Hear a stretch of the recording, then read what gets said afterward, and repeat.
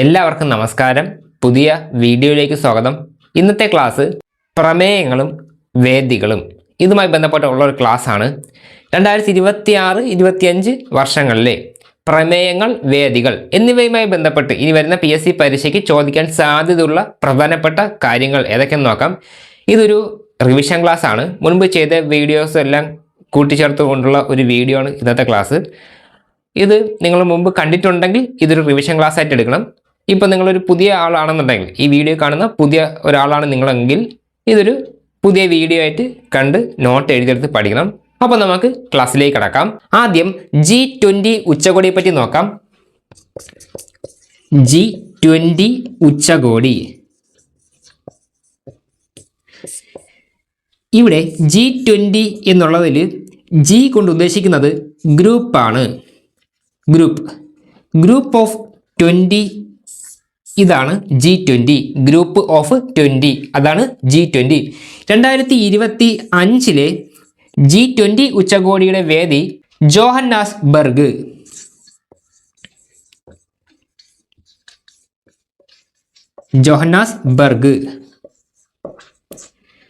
Johannesburg എന്ന് പറയുമ്പോൾ അത് സൗത്ത് ആഫ്രിക്കയിലാണ് ഉള്ളത്. സൗത്ത് ആഫ്രിക്കയിലാണ് ജോഹന്നാസ്ബർഗ് ഉള്ളത്. 2025 G20 ഉച്ചകോടിയുടെ വേദി ജോഹന്നാസ്ബർഗ് ആണ്. ഇതിനൊരു പ്രത്യേകത എന്ന് പറയുമ്പം ഏഷ്യ ഭൂഖണ്ഡത്തിലെ ആദ്യത്തെ G20 ഉച്ചകോടിയാണ് ജോഹന്നാസ്ബർഗിൽ നടന്നത്. ഏഷ്യ ഭൂഖണ്ഡത്തിലെ ആദ്യത്തെ G20 ഉച്ചകോടിയുടെ വേദിയാണ് 2025 ജോഹന്നാസ്ബർഗ് G20 ഉച്ചകോടി. 2026 G20 ഉച്ചകോടിയുടെ വേദി അമേരിക്ക. 2027 വേദിയായിട്ട് തീരുമാനിച്ചിട്ടുള്ളത് യുണൈറ്റഡ് കിങ്ഡം, UK ആണ് 2027 വേദിയായിട്ട് പ്രഖ്യാപിച്ചിട്ടുള്ളത്. 2025 G20 ഉച്ചകോടിയുടെ വേദി ജോഹന്നാസ്ബർഗ്. 2026 G20 ഉച്ചകോടിയുടെ വേദി അമേരിക്ക. പിന്നെ 2024 കാര്യം കൂടെ ഒന്ന് പഠിച്ചു വച്ചേക്കാം. 2024 റിയോ ഡി ജനീറോ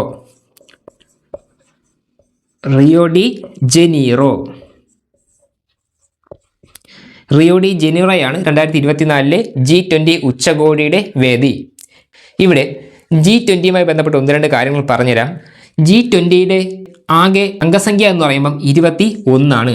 G20യിൽ ആകെ 21 മെമ്പേഴ്സ് ഉണ്ട്. ഇതിൽ 19 രാജ്യങ്ങളുണ്ട്.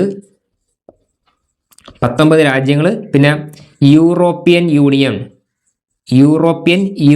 ഉണ്ട്. അതുപോലെ തന്നെ ആഫ്രിക്കൻ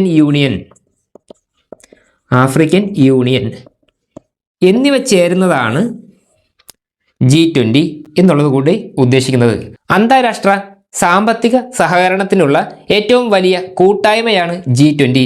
അന്താരാഷ്ട്ര സാമ്പത്തിക സഹകരണത്തിനുള്ള ഏറ്റവും വലിയ കൂട്ടായ്മയാണ് G20. ഇനി അടുത്തത് ലോക പരിസ്ഥിതി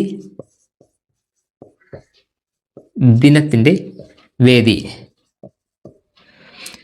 ഇവിടെ 2025 വേദി സൗത്ത് കൊറിയ.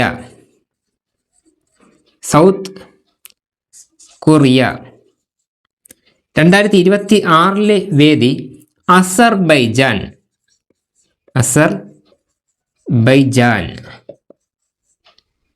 ഈ രണ്ട് കാര്യങ്ങളാണ് നിങ്ങൾ പ്രധാനമായിട്ടും പഠിച്ച് വയ്ക്കേണ്ടതായിട്ടുള്ള കാര്യങ്ങൾ.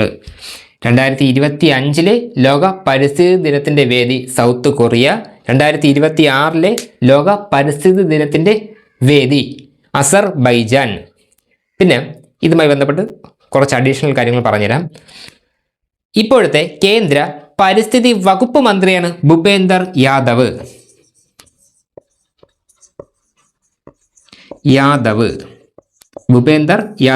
ഇപ്പോഴത്തെ കേന്ദ്ര പരിസ്ഥിതി വകുപ്പ് മന്ത്രിയാണ് ഭൂപേന്ദർ യാദവ്. പിന്നെ ലോക പരിസ്ഥിതി ദിനം ജൂൺ 5 ആണ്. ലോക പരിസ്ഥിതി ദിനം ജൂൺ 5. ഇത് നമുക്ക് ഒട്ടുമിക്ക പേർക്കും അറിയാമെന്നുള്ള കാര്യമാണ്. അതിൻ്റെ കാരണം എന്തെന്ന് വെച്ച് കഴിഞ്ഞാൽ സ്കൂളിൽ പഠിച്ച സമയത്തെല്ലാം ജൂൺ 5 വൃക്ഷത്തിൻ്റെ തൈകൾ തരും. നമുക്ക് വീട്ടിൽ കൊണ്ടുപോകാൻ വേണ്ടിയിട്ട് വൃക്ഷത്തിൻ്റെ തൈ തരുന്നത് ജൂൺ 5-നാണ്. ലോക പരിസ്ഥിതി ദിനം ജൂൺ 5. പിന്നെ പരിസ്ഥിതിയുമായി ബന്ധപ്പെട്ട് 3 അന്താരാഷ്ട്ര സംഘടനകളെ പറ്റി കൂടെ നമുക്ക് നോക്കാം. ഒന്ന് WWF. എന്താണ് WWF? World Wide Fund for Nature. World Wide Fund for Nature എന്നുള്ളതാണ് WWF-ലൂടെ ഉദ്ദേശിക്കുന്നത്. ഇതെന്ന് പറയുമ്പം ലോകത്തിലെ ഏറ്റവും വലിയ പരിസ്ഥിതി സംഘടനയാണ് WWF. ലോകത്തിലെ ഏറ്റവും വലിയ പരിസ്ഥിതി സംഘടനയാണ് WWF. ഇതൊന്ന്. രണ്ടാമത്തേത് UNEP. UNEP എന്നുള്ളത് കൊണ്ട് ഉദ്ദേശിക്കുന്നത് യുണൈറ്റഡ് നേഷൻസ് എൻവയോൺമെന്റ് പ്രോഗ്രാം.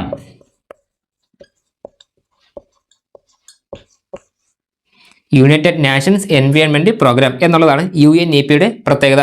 ഇതെന്ന് പറയുമ്പം ഐക്യരാഷ്ട്രസഭയുടെ കീഴിൽ ഉള്ള പരിസ്ഥിതി സംഘടനയാണ് UNEP. ഐക്യരാഷ്ട്രസഭയുടെ കീഴിൽ ഉള്ള പരിസ്ഥിതി സംഘടനയാണ് UNEP. പിന്നെ മൂന്നാമത് IUCN. ഇതെന്ന് പറയുമ്പം International Union for Conservation of nature.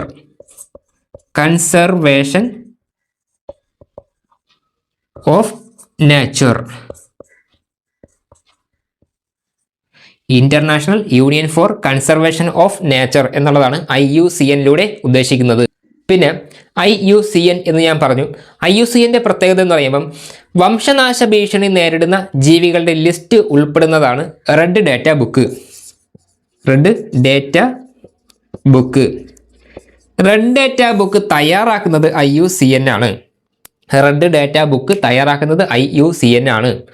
അതായത് വംശനാശ ഭീഷണി നേരിടുന്ന ജീവികളുടെ ലിസ്റ്റ് ഉള്ള ഒരു പുസ്തകമാണ് റെഡ് ഡേറ്റ ബുക്ക്. ഇത് തയ്യാറാക്കുന്നത് IUCN ആണ്. ഇവിടെ ലോക പരിസ്ഥിതി ദിനത്തിൻ്റെ കാര്യം പറഞ്ഞപ്പോഴാണ് പ്രമേയത്തിന് പുറമെ കുറച്ച് അഡീഷണൽ കാര്യങ്ങൾ ഞാൻ പറഞ്ഞത്. എപ്പോഴും കണക്റ്റിംഗ് ഫാക്റ്റ് നമ്മൾ എടുത്തെടുത്ത് പഠിക്കണം. അപ്പോഴേ നമ്മുടെ ഒരു നോളജ് കുറച്ചുകൂടെ ഡെവലപ്പായി വരുള്ളൂ. ലോക പരിസ്ഥിതി ദിനത്തിൻ്റെ 2025-ലെ വേദി സൗത്ത് കൊറിയ, 2026-ലെ വേദി അസർബൈജാൻ.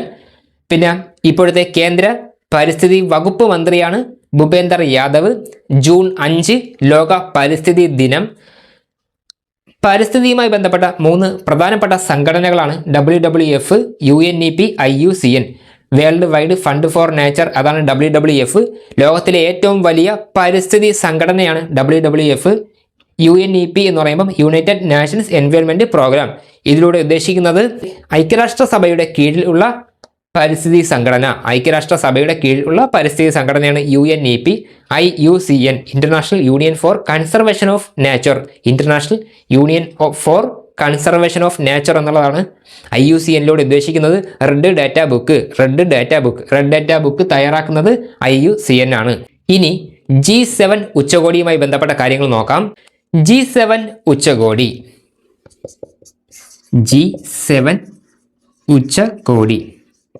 ഇവിടെ G7 എന്നുള്ളത് കൊണ്ട് ഉദ്ദേശിക്കുന്നത് ഗ്രൂപ്പ് ഓഫ്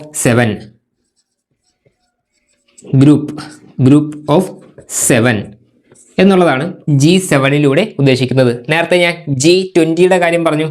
എന്താണ് G20? ഗ്രൂപ്പ് ഓഫ് 20 എന്നുള്ളതാണ് G20-ലൂടെ ഉദ്ദേശിക്കുന്നത്. എങ്കിൽ ഇവിടെ G7 എന്നുള്ളത് കൊണ്ട് ഉദ്ദേശിക്കുന്നത് ഗ്രൂപ്പ് ഓഫ് 7. പിന്നെ 2025-ലെ G7 ഉച്ചകോടിയുടെ വേദി Kananaskis, Canada. Kananaskis Canada.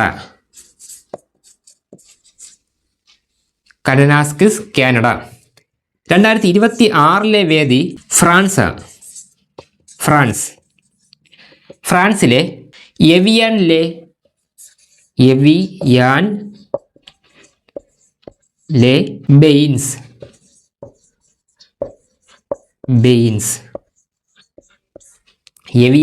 Baynes എന്ന ആ ഒരു സ്ഥലത്ത് വെച്ചിട്ടാണ് 2026-ലെ G7 ഉച്ചകോടിയുടെ വേദി.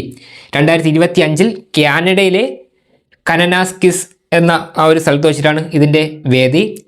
2026 G7 ഉച്ചകോടിയുടെ വേദി ഫ്രാൻസിലെ എവിയാൻ ലെ ബെയിൻസ് എന്ന സ്ഥലത്ത് വെച്ചിട്ടാണ് ഉള്ളത്.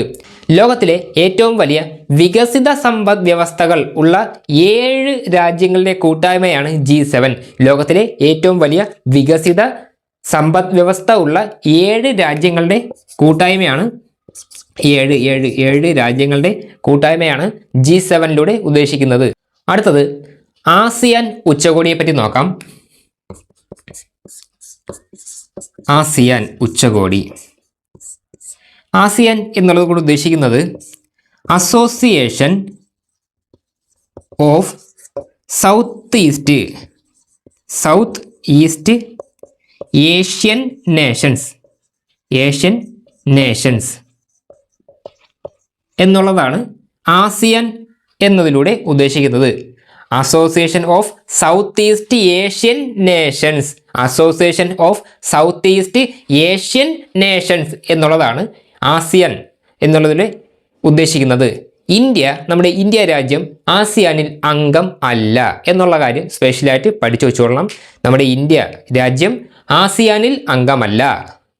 2025 ആസിയാൻ ഉച്ചകോടിയുടെ വേദി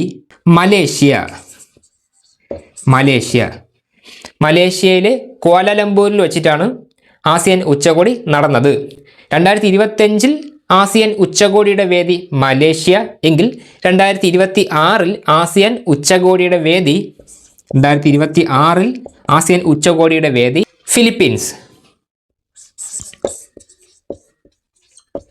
ഫിലിപ്പീൻസ്. ഈ 2 കാര്യങ്ങൾ പഠിച്ചു വെച്ചോളാം. ആസിയാൻ ഉച്ചകോടിയെ പറ്റി 1-2 അഡീഷണൽ കാര്യങ്ങൾ പറഞ്ഞുതരാം. 1967 ആഗസ്റ്റ് 8 ആസിയാൻ നിലവിൽ വന്നത്. 1967 ആഗസ്റ്റ്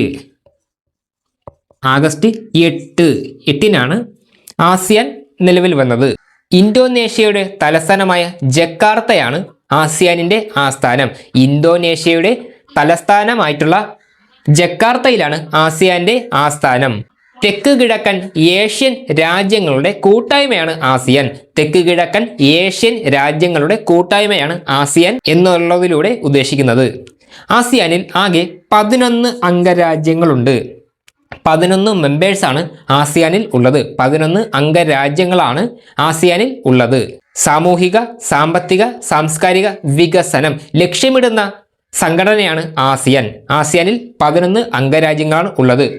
G7 ഉച്ചകോടിയുടെ കാര്യം പറഞ്ഞു. ഗ്രൂപ്പ് ഓഫ് 7 അതാണ് G7. 2025 വേദി കാനഡയിലെ കനനാസ്കിസ് ആണ്. 2026 G7 വേദി ഫ്രാൻസിലെ എവിയാൻ ലെ ബെയിൻസ് ആണ്. 2026 G7 ഉച്ചകോടിയുടെ വേദി. പിന്നെ പറഞ്ഞു ആസിയാന്റെ കാര്യം പറഞ്ഞു. Association of south east Asian Nations എന്നതാണ് ആസിയാന്റെ ഫുൾ ഫോം. തെക്ക് കിഴക്കൻ ഏഷ്യൻ രാജ്യങ്ങളുടെ കൂട്ടായ്മയാണ് ആസിയാനിലൂടെ ഉദ്ദേശിക്കുന്നത്. 11 അംഗരാജ്യങ്ങളാണ് ഇതിലുള്ളത്. 1967 ഓഗസ്റ്റ് 8 ഇത് നിലവിൽ വന്നത്. ഇന്തോനേഷ്യയുടെ തലസ്ഥാനമായിട്ടുള്ള ജക്കാർത്തയാണ് ആസിയാന്റെ ആസ്ഥാനം.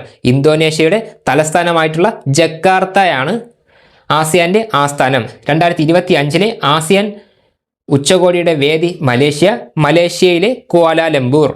26 വേദി ഫിലിപ്പീൻസ്. ഇനി AI ആക്ഷൻ ഉച്ചകോടിയെ പറ്റി നോക്കാം. AI ആക്ഷൻ ഉച്ചകോടി.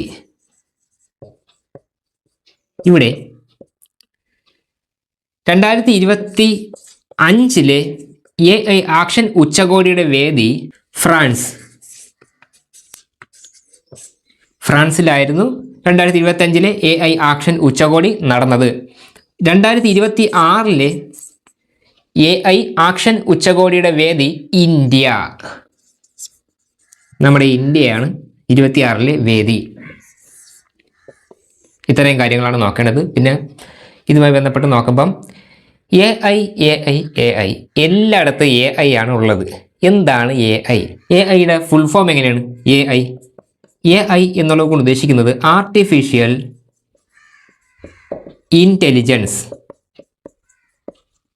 ഇൻ്റലിജൻസ് എന്നതാണ് AIയിലൂടെ ഉദ്ദേശിക്കുന്നത്. AI എന്ന് പറയുമ്പം ആർട്ടിഫിഷ്യൽ ഇൻ്റലിജൻസ് ആണ്. പിന്നെ നിങ്ങൾ UPI എന്ന് കേട്ട് കാണും. UPI 2025 ഒരു ക്വസ്റ്റ്യൻ പേപ്പറിൽ എന്താണ് UPIയുടെ ഫുൾ ഫോമിനെ പറ്റി ചോദിച്ചിട്ടുണ്ടായിരുന്നു. UPIയുടെ ഫുൾ ഫോം എന്ന് പറയുമ്പം യൂണിഫൈഡ് പേയ്മെൻറ്റ്സ് ഇൻ്റർഫേസ്. ഇതാണ് UPIയുടെ പൂർണ്ണരൂപം. കാര്യം എന്തെന്ന് വെച്ച് കഴിഞ്ഞാൽ ഇപ്പം UPI അതിൻ്റെ ഫുൾ ഫോമിനെ പറ്റിയൊക്കെ ചോദിച്ചു കഴിഞ്ഞാൽ ഒട്ടുമിക്ക പേർക്കും ഇതിൻ്റെ ഫുൾ ഫോം അറിഞ്ഞുകൂടാന്നുള്ളതാണ് സത്യാവസ്ഥയായിട്ടുള്ള കാര്യം.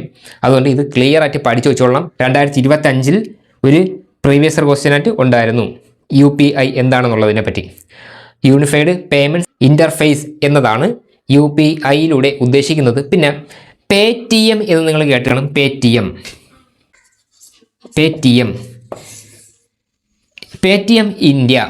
ഇന്ത്യയിലെ Paytmൻ്റെ ആസ്ഥാനം നോയിഡ എന്ന് പറയുമ്പം ഉത്തർപ്രദേശാണ്. UPI എന്താണെന്ന് പറഞ്ഞു. അപ്പോൾ അതുമായിട്ട് ബന്ധപ്പെട്ടാണ് ഇതും കൂടെ പറഞ്ഞു തരണത്. Paytmൻ്റെ ഇന്ത്യയിലെ ആസ്ഥാനം നോയിഡ എന്ന് പറയുമ്പോൾ അത് ഉത്തർപ്രദേശിലാണ് വരുന്നത്. 2010 Paytm വരുന്നത്. 2010. ഇപ്പം ഞാൻ ഈ വർഷം പറഞ്ഞല്ലോ, അതുമായിട്ട് ബന്ധപ്പെട്ട് വേറൊരു 4-5 പ്രാവശ്യം പ്രീവിയസ് ഇയർ ക്വസ്റ്റ്യൻ ചോദിച്ചൊരു കാര്യം പറഞ്ഞുതരാം. 2004 ഫേസ്ബുക്ക് വരുന്നത്. 2004 ഫേസ്ബുക്ക് സ്ഥാപിതമായത്. അതുപോലെ തന്നെ ഇനി വരുന്ന പരീക്ഷയ്ക്ക് ചിലപ്പം Paytm എന്നാണ് എസ്റ്റാബ്ലിഷ്ഡ് ആയെന്നുള്ളത് ചിലപ്പോൾ ചോദിച്ചാലായി. അതുകൊണ്ട് ഇത് പഠിച്ചു വെച്ചോളാം. 2010 Paytm ഇന്ത്യയിൽ വരുന്നത്. പിന്നെ UPI യൂണിഫൈഡ് പേയ്മെൻറ്റ്സ് ഇൻ്റർഫേസ്. ഇവിടെ UPI എന്നുള്ള ഈ സംഭവത്തിനെ പറ്റി +2 ലെവലിലുള്ള പരീക്ഷകൾക്കാണ് പ്രധാനമായിട്ടും ചോദിക്കാൻ സാധ്യതയുള്ളത്. ഇപ്പം ഫയർമാൻ, ഫയർവുമൺ, CPO, WCPO ഇങ്ങനെയുള്ള പരീക്ഷകൾ നിങ്ങൾ എഴുതുന്നുണ്ടെങ്കിൽ ഉറപ്പായിട്ടും ഇത് പഠിച്ചിട്ടേ പരീക്ഷയ്ക്ക് പോകാവൂ. ഇനി അടുത്തത് NATO ഉച്ചകോടിയെ പറ്റി നോക്കാം.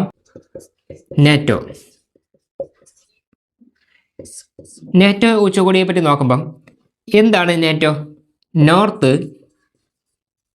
അറ്റ്ലാന്റിക് ട്രീറ്റി ഓർഗനൈസേഷൻ എന്നുള്ളതാണ് നാറ്റോയിലൂടെ ഉദ്ദേശിക്കുന്നത്. 2025 NATO ഉച്ചകോടിയുടെ വേദി നെതർലൻഡ്സ്. 2025 വേദി നെതർലൻഡ്സ്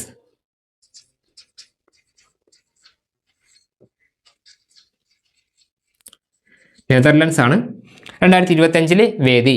2026 NATO ഉച്ചകോടിയുടെ വേദി തുർക്കിയുടെ ക്യാപിറ്റൽ ആയിട്ടുള്ള അങ്കാറയാണ് 2026 NATO ഉച്ചകോടിയുടെ വേദി. 2025 NATO ഉച്ചകോടിയുടെ വേദി നെതർലൻഡ്സ്, 2026 തുർക്കിയിലെ അങ്കാറ. പിന്നെ NATO ഇതിൽ ആകെ 32 അംഗരാജ്യങ്ങൾ ഉണ്ട്. 32 അംഗരാജ്യങ്ങളാണ് ഇതിലുള്ളത്. പിന്നെ 1949 NATO നിലവിൽ വരുന്നത്, സ്ഥാപിതമായത്. 1949 NATO സ്ഥാപിതമായത്. ഇതിൻ്റെ ആസ്ഥാനം ബ്രസൽസ്, ബെൽജിയം.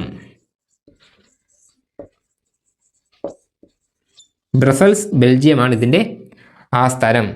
ഇനി അടുത്തത് UN കാലാവസ്ഥ ഉച്ചകോടിയെ പറ്റി നോക്കാം. UN കാലാവസ്ഥ ഉച്ചകോടി, ഇതുമായി ബന്ധപ്പെട്ട കാര്യങ്ങൾ നമുക്ക് നോക്കാം. 2025 UN കാലാവസ്ഥ ഉച്ചകോടിയുടെ വേദി ബെലം.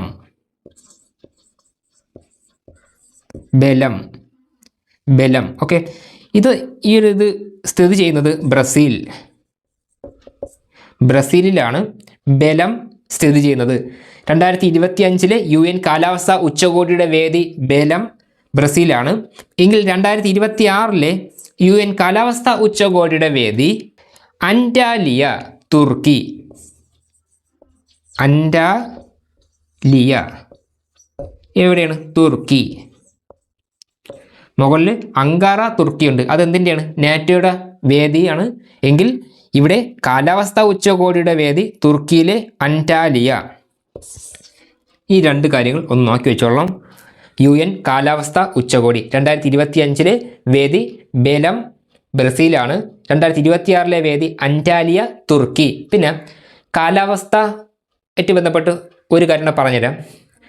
ഇപ്പോഴത്തെ കേന്ദ്ര വനം, പരിസ്ഥിതി, കാലാവസ്ഥാ വ്യതിയാനം എന്നിവയുടെ കേന്ദ്രമന്ത്രിയാണ് ഭൂപേന്ദർ യാദവ്. നേരത്തെ ഞാൻ പറഞ്ഞായിരുന്നു, ഭൂപേന്ദർ യാദവ് പരിസ്ഥിതി വകുപ്പിൻ്റെ മന്ത്രിയാണെന്ന് പറഞ്ഞിട്ടുണ്ടായിരുന്നു. അത് ഒന്നുകൂടെ ഞാനിപ്പം റിപ്പീറ്റ് ചെയ്ത് പറയുകയാണ്.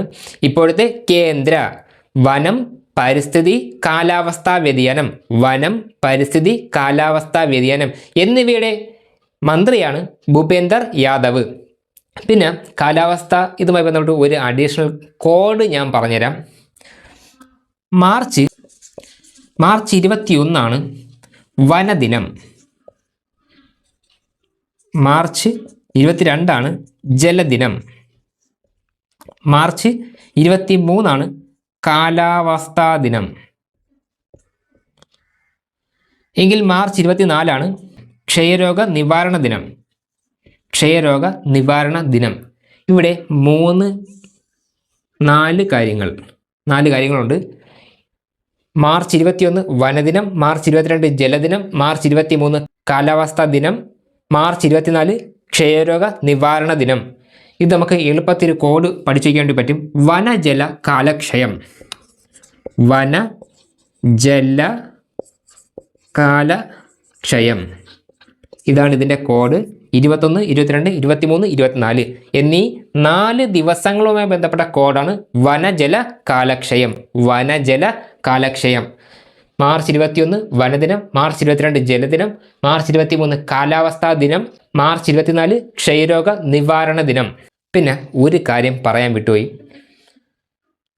കാലാവസ്ഥാ ഉച്ചകോടി എന്ന് ഞാൻ പറഞ്ഞു. ഇതിനെ കോപ്പ് എന്നാണ് പറയുന്നത്. COP. കോപ്പ് 30 2025 കാലാവസ്ഥാ ഉച്ചകോടി. കോപ്പ് എന്ന് പറയുമ്പം കോൺഫറൻസ് ഓഫ് ദ പാർട്ടീസ് എന്നുള്ളതാണ് COP അതിലൂടെ ഉദ്ദേശിക്കുന്നത്. Conference of the parties. PARTIES parties. Conference of the parties എന്നാണ് COP അതിലൂടെ ഉദ്ദേശിക്കുന്നത്. ഇവിടെ COP 30 എന്ന് പറയുമ്പം 2025 ഉച്ചകോടിയാണ് COP 30 എന്നറിയപ്പെടുന്നത്. എങ്കിൽ COP 31 എന്തായിരിക്കും? COP 31 അതാണ് 2026 കാലാവസ്ഥ ഉച്ചകോടി അറിയപ്പെടുന്നത്. ഇനി ബ്രിക്സ് ഉച്ചകോടിയുമായി ബന്ധപ്പെട്ട കാര്യങ്ങൾ നോക്കാം. ബ്രിക്സ്. ഇവിടെ 2025 ബ്രിക്സ് ഉച്ചകോടിയുടെ വേദി റിയോ ഡി ജനീറോ.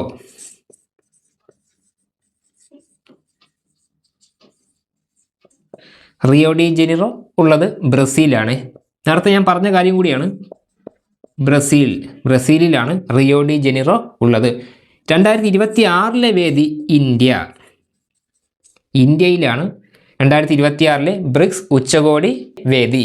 അതെന്ന് പറയുമ്പം 18ാമത് ഉച്ചകോടിയാണ്. 18ാമത്തെ ബ്രിക്സ് ഉച്ചകോടിയാണ് 2026 ഉച്ചകോടി. ഇതിൽ ആകെ 11 രാജ്യങ്ങളുണ്ട്. ഇപ്പോൾ നിലവിലെ അംഗസംഖ്യ എന്ന് പറയുമ്പം 11 രാജ്യങ്ങൾ, 11 അംഗരാജ്യങ്ങളാണ് ബ്രിക്സ് ഉച്ചകോടിയുടെ ടോട്ടൽ മെമ്പേഴ്സ്. അടുത്തത് ബിംസ്റ്റെക് ഉച്ചകോടി.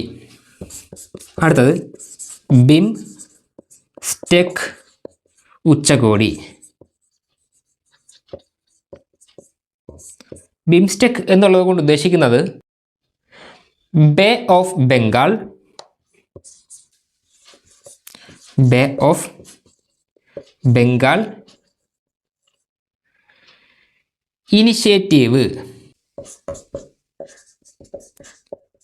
ഇനിഷ്യേറ്റീവ് മൾട്ടി സെക്ടറൽ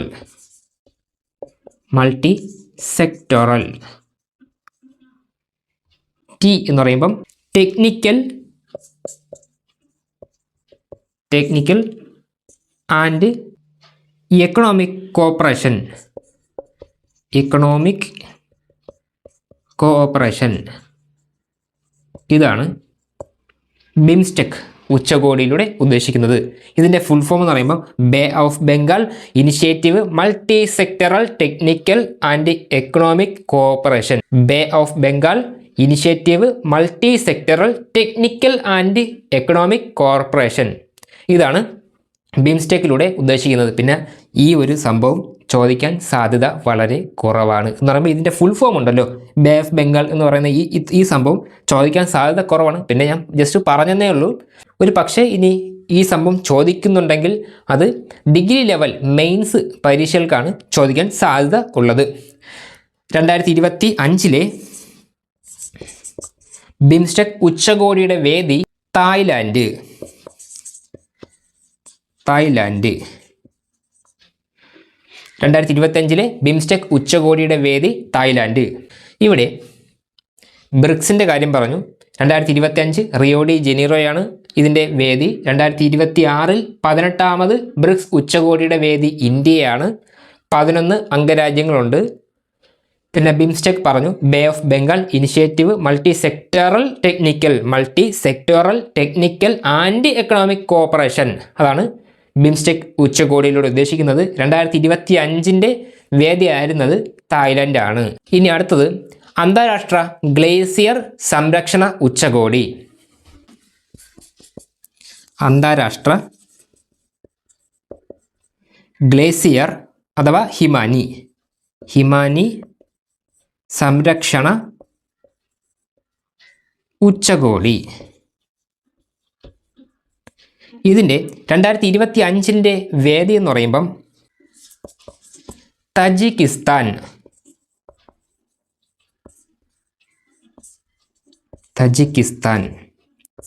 ഈ ഒരു സംഭവം ഒന്ന് വരച്ച് അടയാളപ്പെടുത്തിയിട്ട് പഠിച്ചോളണം. അന്താരാഷ്ട്ര ഹിമാനി സംരക്ഷണ ഉച്ചകോടി അഥവാ ഹിമാനി എന്ന് പറയുമ്പോൾ അതിന് പകരമായിട്ട് ഗ്ലേസിയേഴ്സ് എന്ന് വേണമെങ്കിൽ പറയാം. അന്താരാഷ്ട്ര ഹിമാനി സംരക്ഷണ ഉച്ചകോടിയുടെ 2025 വേദി ആയിരുന്നത് തജിക്കിസ്ഥാനാണ്. ലോക ആരോഗ്യ ദിനം എന്നാണ്. ലോക ആരോഗ്യ ദിനം അതെന്ന് പറയുമ്പം ഏപ്രിൽ 7 ആണ്. ഏപ്രിൽ 7 ആണ് ലോക ആരോഗ്യ ദിനം.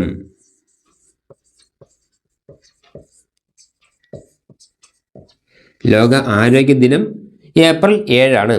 2024 ലോക ആരോഗ്യ ദിനത്തിൻ്റെ പ്രമേയം എൻ്റെ ആരോഗ്യം എൻ്റെ അവകാശം. എൻ്റെ ആരോഗ്യം എൻ്റെ അവകാശം ഇതാണ് 2024 ലോക ആരോഗ്യ ദിനത്തിൻ്റെ പ്രമേയം. എങ്കിൽ 2025 പ്രമേയം എന്ന് പറയുമ്പം 2025 ലോക ആരോഗ്യ ദിനത്തിൻ്റെ പ്രമേയം ആരോഗ്യകരമായ തുടക്കങ്ങൾ.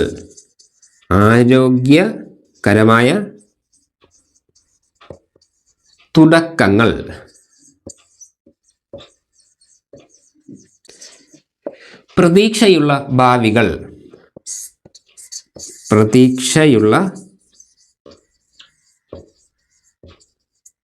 ഭാവികൾ. ഇതാണ് 2025 പ്രമേയം. 2024 സംഭവം ഇനി വരുന്ന പരീക്ഷയ്ക്ക് ചോദിക്കാൻ സാധ്യത ഉണ്ട് എന്ന് തന്നെ പറയേണ്ടി വരും. കാര്യം എന്താണെന്ന് വെച്ച് കഴിഞ്ഞാൽ ആരോഗ്യ ദിനമാണ്. ഈ പ്രമേയങ്ങളുടെ കാര്യമായിട്ട് ബന്ധപ്പെട്ട് നിങ്ങൾ പ്രീവിയസ് ഇയർ ക്വസ്റ്റ്യൻ നോക്കിക്കഴിഞ്ഞാൽ തന്നെ നിങ്ങൾക്ക് മനസ്സിലാവും ആരോഗ്യ ദിനത്തിൻ്റെ പ്രമേയങ്ങൾ വളരെ പ്രധാനപ്പെട്ടതാണ്, വളരെ ഇമ്പോർട്ടൻ്റ് ആയിട്ടുള്ള സംഭവമാണ്. IMP എന്ന് പറയുമ്പോൾ ഇമ്പോർട്ടൻ്റ് ആയിട്ടുള്ള സംഭവമാണ്. അതുകൊണ്ട് തന്നെ 2024, 2025 ക്ലിയർ ആയിട്ട് നല്ലപോലെ പഠിച്ചിട്ടേ പരീക്ഷയ്ക്ക് പോകാവൂ. 2024 ലോക ആരോഗ്യ ദിനത്തിൻ്റെ പ്രമേയം എൻ്റെ ആരോഗ്യം എൻ്റെ അവകാശം. ഇത് എൻ്റെ ആരോഗ്യം എൻ്റെ അവകാശം എന്നുള്ള സംഭവം സബ് ഇൻസ്പെക്ടർ പരീക്ഷയ്ക്ക് ഉൾപ്പെടെ ചോദിച്ചിട്ടുള്ള കാര്യമാണ്. അതുകൊണ്ട് ഇത് പഠിച്ചിട്ടേ പരീക്ഷയ്ക്ക് പോകാവൂ. പിന്നെ 2025 ലോക ആരോഗ്യ ദിനത്തിൻ്റെ പ്രമേയം എന്ന് പറയുമ്പം ആരോഗ്യകരമായ തുടക്കങ്ങൾ, പ്രതീക്ഷയുള്ള ഭാവികൾ. ആരോഗ്യകരമായ തുടക്കങ്ങൾ, പ്രതീക്ഷയുള്ള ഭാവികൾ. ഈ രണ്ട് കാര്യങ്ങൾ ഓക്കെ ആണല്ലോ. പിന്നെ ഇതുമായി ബന്ധപ്പെട്ട് കുറച്ച് അഡീഷണൽ കണക്റ്റിംഗ് ഫാക്ട് ഞാൻ പറഞ്ഞുതരാം. അതായത് ഏപ്രിൽ 7 ലോക ആരോഗ്യ ദിനം. ലോക ആരോഗ്യ സംഘടനയുണ്ട്. ലോകാരോഗ്യ സംഘടന അതെന്ന് പറയുമ്പം world health organisation, WHO, world health organisation. ഇത് നിങ്ങൾ ഉറപ്പായിട്ടും കേട്ടിട്ടുള്ള സംഭവം തന്നെയാണ്. വേൾഡ് ഹെൽത്ത് ഓർഗനൈസേഷൻ നിലവിൽ വന്നത് എന്നാണ് 1948 April 7. 1948 April 7 world health organisation WHO നിലവിൽ വന്നത്. അതിൻ്റെ സൂചകമായിട്ടാണ് ഏപ്രിൽ 7 ലോക ആരോഗ്യ ദിനമായിട്ട് ആചരിക്കുന്നത്. ഇതാണ് ഇതിൻ്റെ ഹിസ്റ്ററി എന്ന് പറയുമ്പം. 1948 ഏപ്രിൽ 7 വേൾഡ് ഹെൽത്ത് ഓർഗനൈസേഷൻ, ലോകാരോഗ്യ സംഘടന നിലവിൽ വന്നത്. അതിൻ്റെ ഒരു ഓർമ്മ എന്നുള്ള രീതിക്കാണ് ഏപ്രിൽ 7 ലോക ആരോഗ്യ ദിനമായിട്ട് ആചരിക്കുന്നത്. വേൾഡ് ഹെൽത്ത് ഓർഗനൈസേഷൻ എന്ന് ഞാൻ പറഞ്ഞു. വേൾഡ് ഹെൽത്ത് ഓർഗനൈസേഷൻ്റെ ആസ്ഥാനം എവിടെയാണ്? വേൾഡ് ഹെൽത്ത് ഓർഗനൈസേഷൻ്റെ ആസ്ഥാനം എന്ന് പറയുമ്പം അത് സ്വിറ്റ്സർലൻഡിലെ ജനീവ. കഴിഞ്ഞ 2025 ഒരു പരീക്ഷയ്ക്ക് സ്വിറ്റ്സർലാൻഡ് എന്ന് മാത്രമേ തന്നിട്ടുണ്ടായിരുന്നുള്ളൂ. അതുകൊണ്ട് അത് നോക്കിക്കൊള്ളാം. വേൾഡ് ഹെൽത്ത് ഓർഗനൈസേഷൻ്റെ ആസ്ഥാനം എന്ന് പറയുമ്പം സ്വിറ്റ്സർലാൻഡിലെ ജനീവയാണ്. കേരളത്തിലെ ആദ്യത്തെ ആരോഗ്യ വകുപ്പ് മന്ത്രിയാണ് AR മേനോൻ.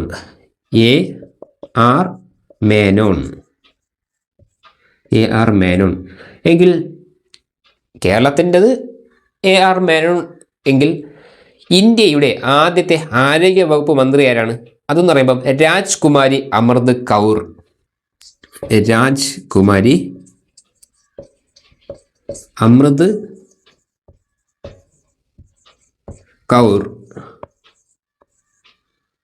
രാജ്കുമാരി അമൃത് കൗർ ആണേ. ഇത് ഇന്ത്യയുടെ കാര്യം. ഇത്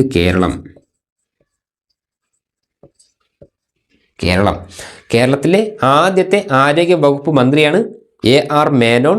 എങ്കിൽ ഇന്ത്യയുടെ കാര്യം എടുക്കുമ്പം ഇന്ത്യയുടെ ആദ്യത്തെ ആരോഗ്യ വകുപ്പ് മന്ത്രിയാണ് രാജ്കുമാരി അമൃത് കൗർ. പിന്നെ ഇന്ത്യയുടെ ഇപ്പോഴത്തെ കേന്ദ്ര ആരോഗ്യ വകുപ്പ് മന്ത്രി ആരാണ്? അതെന്ന് പറയുമ്പം JP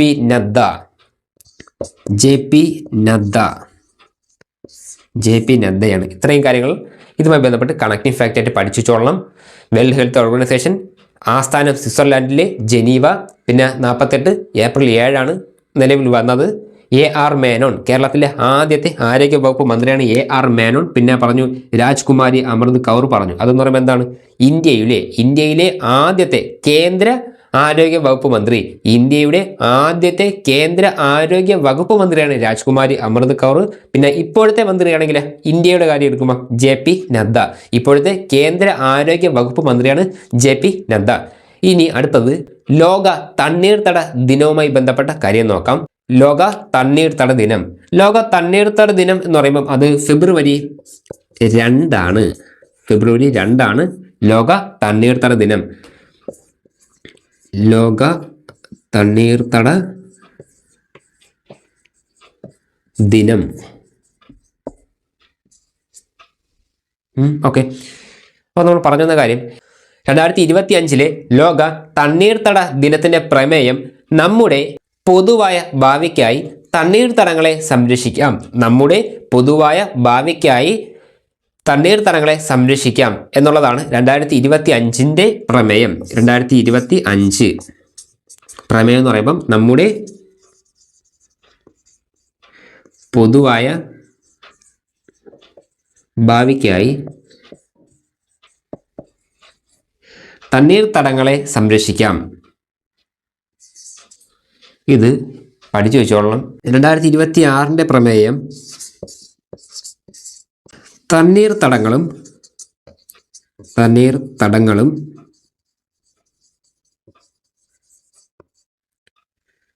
പരമ്പരാഗത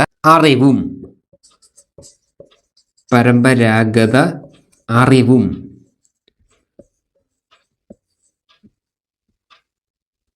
പരമ്പരാഗത അറിവും സാംസ്കാരിക പൈതൃകം ആഘോഷിക്കുന്നു. സാംസ്കാരിക പൈതൃകം.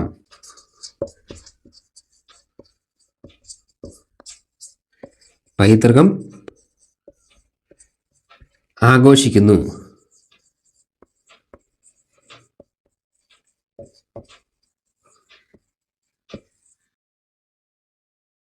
നല്ലപോലെ സെറ്റായിട്ട് പഠിച്ചു വെച്ചോളണം. തണ്ണീർത്തടങ്ങളും പരമ്പരാഗത അറിവും സാംസ്കാരിക പൈതൃകം ആഘോഷിക്കുന്നു. ഇതുമായി ബന്ധപ്പെട്ട് കുറച്ച് കാര്യങ്ങൾ നോക്കാം. റംസാർ ഉടമ്പടി എന്ന് നിങ്ങൾ കേട്ടിട്ടുണ്ടാവും. റംസാർ ഉടമ്പടി.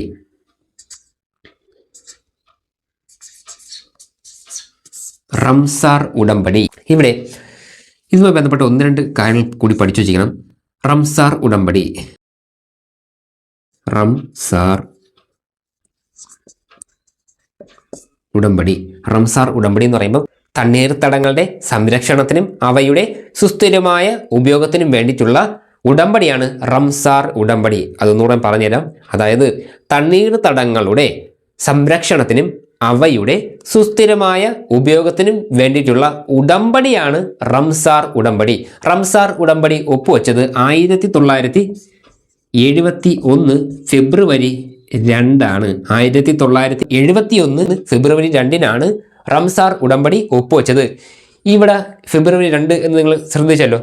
ഈ ഒരു ഫെബ്രുവരി 2 ലോക തണ്ണീർത്തട ദിനമായിട്ട് ആഘോഷിക്കുന്നത്. പിന്നെ 71 ഫെബ്രുവരി 2 റംസാർ ഉടമ്പടി ഒപ്പുവെച്ചു. അതെന്ന് പറയുമ്പം ഇറാനിലെ റംസാർ എന്ന നഗരത്തിൽ വെച്ചാണ് ഇത് ഒപ്പുവെച്ചത്. ഇറാനിലെ റംസാർ എന്ന നഗരത്തിൽ വെച്ചാണ് ഈ ഒരു ഉടമ്പടി ഒപ്പുവെച്ചത്. 1975 റംസാർ ഉടമ്പടി അത് നിലവിൽ വന്നു. റംസാർ ഉടമ്പടി നിലവിൽ വന്ന വർഷം 1975 എങ്കിൽ എൻ്റെ ചോദ്യം ഇതാണ്, റംസാർ ഉടമ്പടിയിൽ ഇന്ത്യ ഒപ്പുവെച്ചിട്ടുണ്ടോ? എങ്കിൽ അതെന്നാണ്? അതെന്ന് പറയുമ്പം 1982 1982 ഇന്ത്യ റംസാർ ഉടമ്പടിയിൽ ഒപ്പുവെച്ചത്. 1982 ഈ ഒരു കാര്യം സ്പെഷ്യലായിട്ട് പഠിച്ചു വെച്ചോളാം. 2 വർഷങ്ങൾ 75 എന്നുള്ള വർഷം അത് ചോദിക്കാൻ സാധ്യത ഉണ്ട്. എങ്കിലും ഈ 2 വർഷങ്ങൾ 71 82 ഇതാണ് കൂടുതലും ചോദിക്കാൻ സാധ്യത ഉള്ളത്. അതുകൊണ്ട് ഈ 2 കാര്യങ്ങൾ നല്ലപോലെ പഠിച്ചു വെച്ചോളാം. ഇത് ചോദിക്കും, ഉറപ്പായും ചോദിക്കുക തന്നെയും. പക്ഷെങ്കിലും കൂടുതലായിട്ടും പ്രീവിയസ് ഇയർ ക്വസ്റ്റ്യനൊക്കെ നോക്കുന്ന സമയത്ത് ഈ 71 82 കൂടുതലും വന്നിട്ടുള്ളത്. അപ്പോൾ ഞാൻ പറഞ്ഞ കാര്യം ഇത്രയേ ഉള്ളൂ. 71 ഫെബ്രുവരി 2 റംസാർ ഉടമ്പടി ഒപ്പുവെച്ചിട്ടുള്ളത്. അത് നിലവിൽ വന്ന വർഷം 75 ഇന്ത്യ അതിൽ ഒപ്പുവെച്ചിട്ടുള്ളത് 82 പിന്നെ ഞാൻ നിങ്ങൾക്കൊരു ചോദ്യം ചെയ്യുകയാണ്. കേരളത്തിലെ 3 പ്രധാനപ്പെട്ട കായലുകൾ ഏതൊക്കെയാണ്? അന്ന് ഞാൻ നിങ്ങൾക്ക് ചോദിച്ചാൽ നിങ്ങളുടെ മനസ്സിൽ ഏതൊക്കെ വരും? വേമ്പനാട്ട്, അഷ്ടമുടി, ശാസ്താംകോട്ട. ഇത് തന്നെ. ഇതല്ല എന്നുണ്ടെങ്കിൽ നിങ്ങളത് കമൻറ്റ് ഇടുക. നിങ്ങളുടെ മനസ്സിനകത്ത് വേറെ ഏത് കായലാണ് വന്നതെന്നുള്ളത് നിങ്ങൾ കമൻറ്റ് ഇടുക. ഓക്കെ. അപ്പോൾ നമ്മൾ കേരളത്തിലെ 3 പ്രധാനപ്പെട്ട കായലുകളാണ് വേമ്പനാട്ട് കായൽ, അഷ്ടമുടി കായൽ, അതുപോലെ തന്നെ ശാസ്താംകോട്ട. ഈ 3 കായലുകൾ റംസാർ സൈറ്റിൽ ഉൾപ്പെട്ടതാണ്. റംസാർ സൈറ്റിൽ ഉൾപ്പെട്ട 3 പ്രധാനപ്പെട്ട കായലുകളാണ് വേമ്പനാട്ട് കായൽ, അഷ്ടമുടി, പിന്നെ ഒന്നുകൂടെ ഉള്ളത് ശാസ്താംകോട്ട. ഇതിനെപ്പറ്റി പറഞ്ഞു തുടങ്ങിക്കഴിഞ്ഞാൽ ഒരുപാട് പറയാനുണ്ട്. അതിനെപ്പറ്റി ഞാൻ പ്രത്യേകിച്ചൊന്നും പറയാനില്ല. പ്രമേയങ്ങൾ എന്നുള്ള ഈ ടോപ്പിക്കിൽ നിന്നൊക്കെ വിട്ടുപോയി കളയും. കാരണം വെച്ചാൽ അത്രത്തോളം കണക്റ്റീവ് ഫാക്ട് ഇതിനകത്ത് പറയാനുണ്ട്. അപ്പോൾ നമ്മൾ പറയുന്ന കാര്യം ശാസ്താംകോട്ട, അതായത് വേമ്പനാട്, അഷ്ടമുടി, ശാസ്താംകോട്ട എന്നീ 3 കായലുകൾ റംസാർ സൈറ്റിൽ ഉൾപ്പെട്ടവയാണ്. പിന്നെ വേമ്പനാട് കോൾ തണ്ണീർത്തടം എന്നോണം പറയാൻ. കോൾ തണ്ണീർത്തടം വേമ്പനാട് കോൾ തണ്ണീർത്തടം എന്ന് വേണം നമ്മൾ ഇതിനകത്ത് പറയാൻ. വേമ്പനാട് കോൾ തണ്ണീർത്തടം, അഷ്ടമുടി കായൽ, ശാസ്താംകോട്ട കായൽ എന്നീ 3 കാര്യങ്ങൾ കേരളത്തിൽ നിന്നും റംസാർ സൈറ്റിൽ ഉൾപ്പെട്ടവയാണ്. പിന്നെ കേരളത്തിലെ ഏറ്റവും വലിയ ശുദ്ധജല തടാകം ഏതാണ്? ശാസ്താംകോട്ടയാണ്. ശാസ്താംകോട്ട അതൊന്ന് പഠിച്ചു വെച്ചോളണം. LGS പരീക്ഷ ഇതൊക്കെ ചോദിക്കാൻ പറ്റിയ നല്ലൊരു ചോദ്യമാണ്. കേരളത്തിലെ ഏറ്റവും വലിയ ശുദ്ധജല തടാകം ഏതാണ്? അതിൻ്റെ ആൻസറാണ് ശാസ്താംകോട്ട.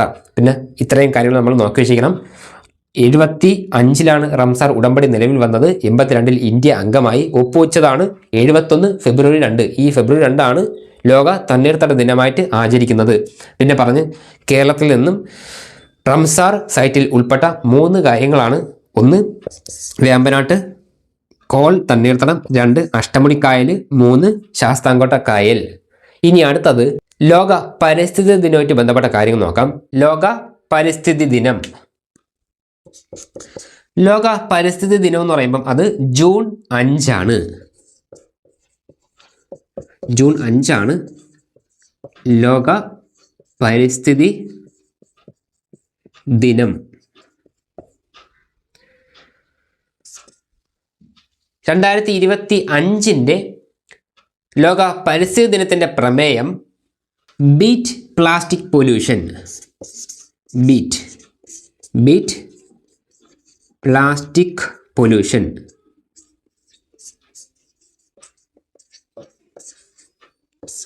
ബീറ്റ് പ്ലാസ്റ്റിക് പൊല്യൂഷൻ 2025 പ്രമേയം. ഈ ഒരു കാര്യം സിമ്പിളായിട്ട് തന്നെ നമുക്ക് പഠിച്ചു വയ്ക്കേണ്ടി പറ്റും. പരിസ്ഥിതി സംരക്ഷിക്കുക എന്ന് പറയുമ്പോൾ തന്നെ നമുക്കറിയാം പ്ലാസ്റ്റിക് അത് മാറ്റുക എന്നുള്ളതാണ്. 2025 ലോക പരിസ്ഥിതി ദിനത്തിൻ്റെ പ്രമേയം beat plastic pollution. Plastic pollution അവസാനിപ്പിക്കുക എന്നുള്ളതാണ് ഇതിലൂടെ ഉദ്ദേശിക്കുന്നത്. ഇപ്പോഴത്തെ കേന്ദ്ര പരിസ്ഥിതി വകുപ്പ് മന്ത്രിയാണ് ഭൂപേന്ദർ യാദവ്. ഇനി അടുത്തത്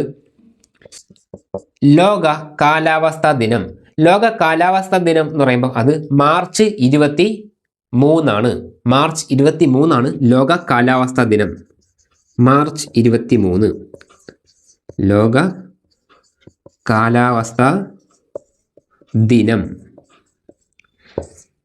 2025 ലോക കാലാവസ്ഥാ ദിനത്തിൻ്റെ പ്രമേയം closing the early warning gap together. Closing the early warning gap together.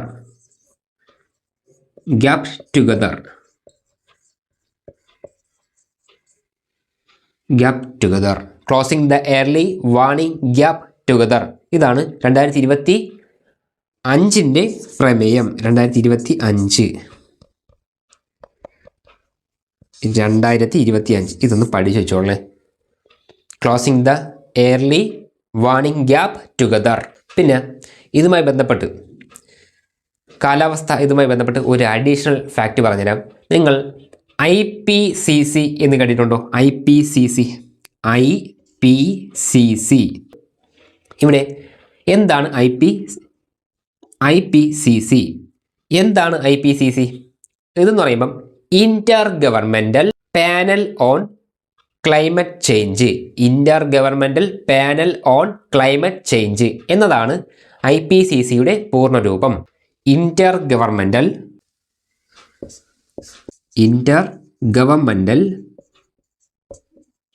Panel PANEL on climate change CHANGE climate change.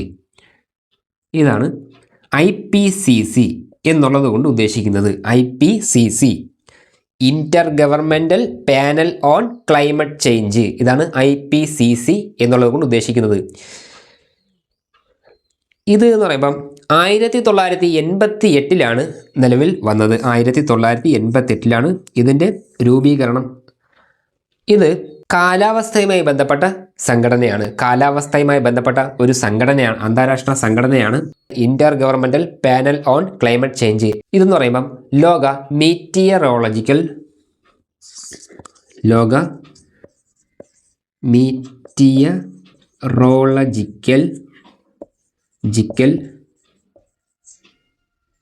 ഓർഗനൈസേഷനും അതുപോലെ തന്നെ UNEP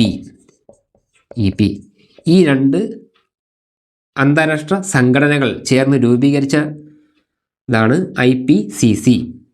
ലോക മീറ്റിയറോളജിക്കൽ ഓർഗനൈസേഷനും UNEPയും ചേർന്ന് രൂപീകരിച്ച സംഘടനയാണ് IPCC, intergovernmental panel on climate change.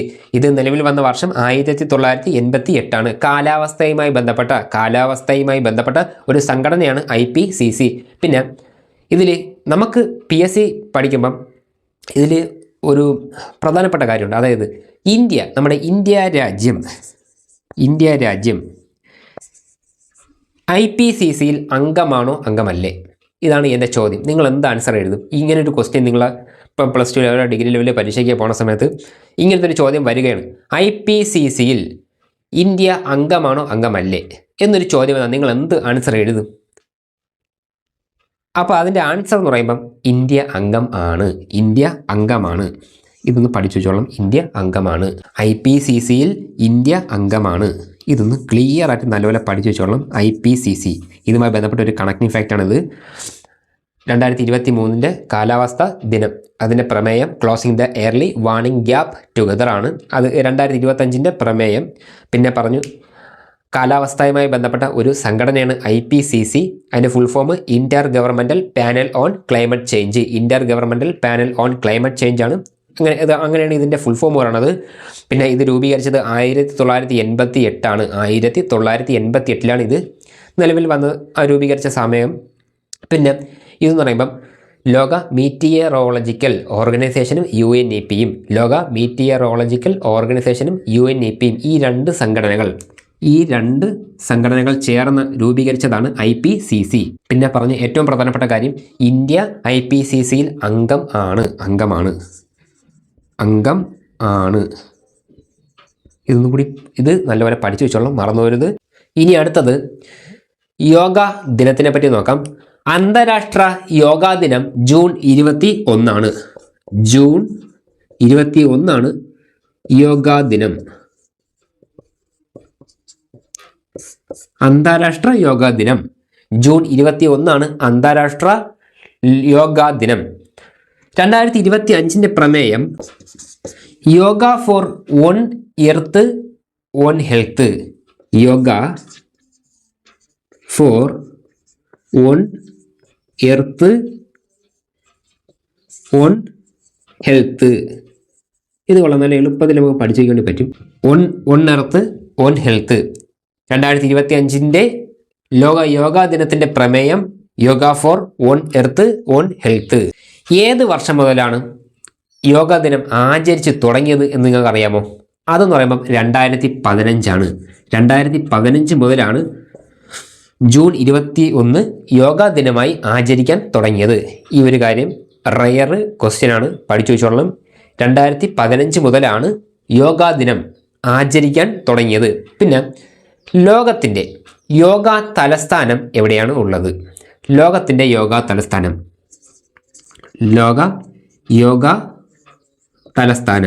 എവിടെയാണ്? ഋഷികേശ് എന്ന് പറയുമ്പോൾ അത് ഉത്തരാഖണ്ഡിലാണ് പറയുന്നത്. ഉത്തരാഖണ്ഡ്.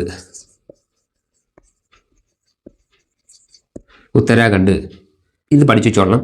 ഞാനിപ്പോൾ ഇവിടെ പറഞ്ഞ ഈ സംഭവം 10ാം ക്ലാസ് ലെവലിലുള്ള പരീക്ഷകൾക്കാണ് പ്രധാനമായും ഇങ്ങനത്തുള്ള ചോദ്യങ്ങൾ വന്നിട്ടുള്ളത്. 10ാം ക്ലാസ് ലെവലിലുള്ള പരീക്ഷകൾ നിങ്ങൾ എഴുതുന്നുണ്ടെങ്കിൽ കൃത്യമായിട്ട് ഇത് പഠിച്ചിട്ടേ പോകാവൂ. 1 മാർക്ക് എളുപ്പത്തിൽ കിട്ടും. ലോക യോഗാ തലസ്ഥാനം അത് ഋഷികേശ് ആണ്. ഋഷികേശ് എന്ന് പറയുമ്പോൾ അത് ഏത് സ്റ്റേറ്റിലാണ് വരുന്നത്? ഉത്തരാഖണ്ഡ് സ്റ്റേറ്റിലാണ് ഋഷികേശ് വരുന്നത്. ലോകത്തിൻ്റെ യോഗാ തലസ്ഥാനം എന്നറിയപ്പെടുന്നത് ഋഷികേശ് ആണ്. 2025 ലോക യോഗാ ദിനത്തിൻ്റെ പ്രമേയമാണ് yoga for one earth one health. Yoga for one earth one health. പിന്നെ പറഞ്ഞു 2015 മുതലാണ് യോഗാ ദിനം ആചരിച്ചു തുടങ്ങിയത്. ഇനി അടുത്തത് ലോക ഭൗമദിനം. അതെന്നാണ്? ഏപ്രിൽ 22 ലോക ഭൗമദിനം.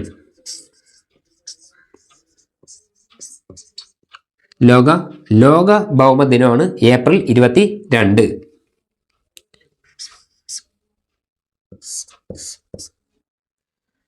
2025 ലോക ഭൗമദിനത്തിൻ്റെ പ്രമേയം നമ്മുടെ ശക്തി നമ്മുടെ ഗ്രഹം.